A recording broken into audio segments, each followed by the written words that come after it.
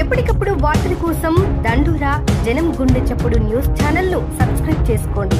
Bell button ను click చేయండి, like చేయండి, షేర్ చేయండి.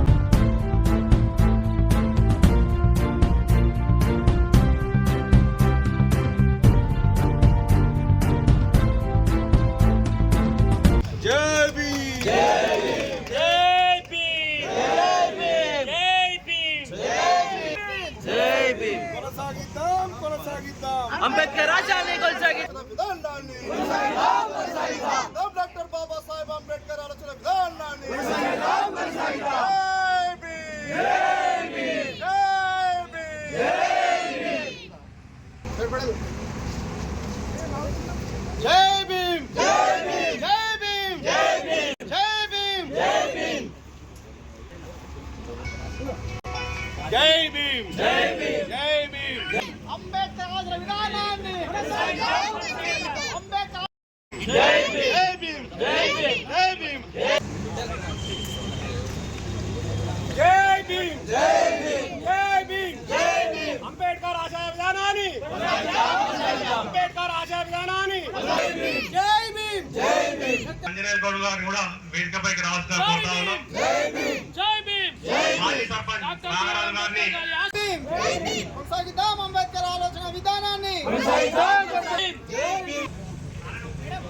ఉండాలని మన రాష్ట్ర ప్రభుత్వం కూడా నిజంగా ఇంకొక విషయం కూడా భూభారతి పోర్టల్ కూడా ఇక్కడ ఈ రోజు నుంచి ప్రారంభోత్సవం చేయడం తెలంగాణ ప్రజలందరికీ శుభసూచకమని చెప్తున్నాను. ఎందుకంటే మహానీయుని జయంతి కాబట్టి ఈ రోజు ఈ రెండు పథకాలు మహానీయుని పుట్టినరోజు జరుపుకోవడం నిజంగా మనందరికీ చాలా సంతోషకరమని తెలియజేస్తున్నాను.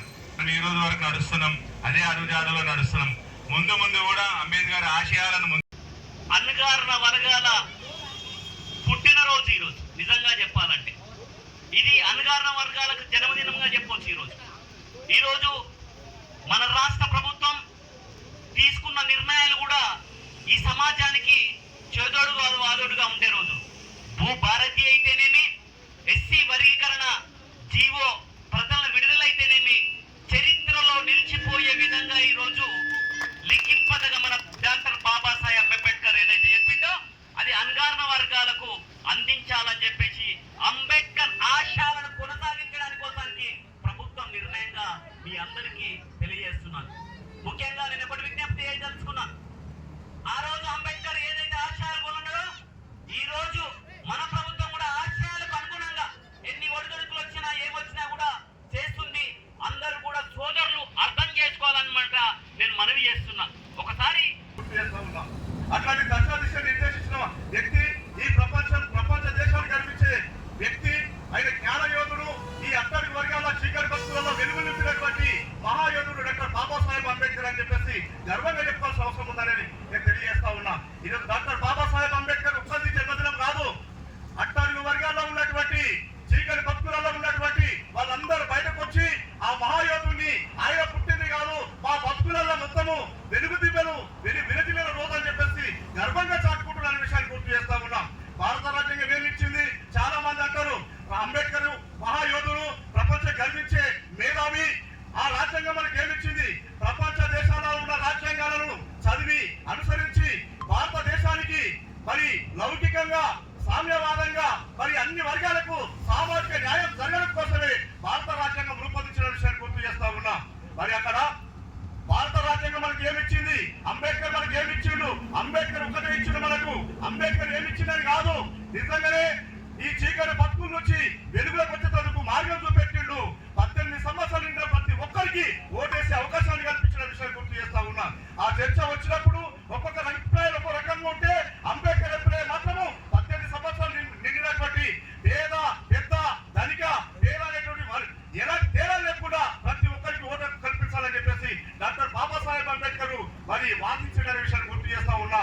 ఆయన వాదనతోటే ఇవాళ మనము రాజకీయాలను మరి శాసిస్తున్నాము, రాజకీయాలను మనకు అనుకూలంగా రాజకీయాలు నిర్మించుకున్న విషయాన్ని గుర్తు చేస్తా ఉన్నాం. పేరు మందిన ఇందిరాగాంధీ గారి సందర్భంలో అన్నారు, ఏమన్నారు? అవి ప్రధానమంత్రిగా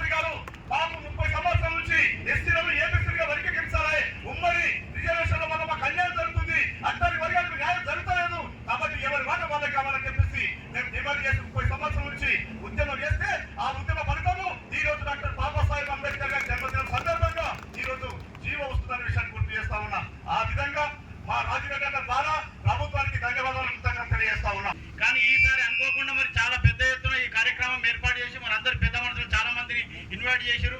ఈ యొక్క కార్యక్రమాన్ని ముందు నడిపించిన ప్రతి ఒక్కరికి పేరు పేరున నా యొక్క ధన్యవాదాలు తెలియజేసుకుంటా ఉన్నాను.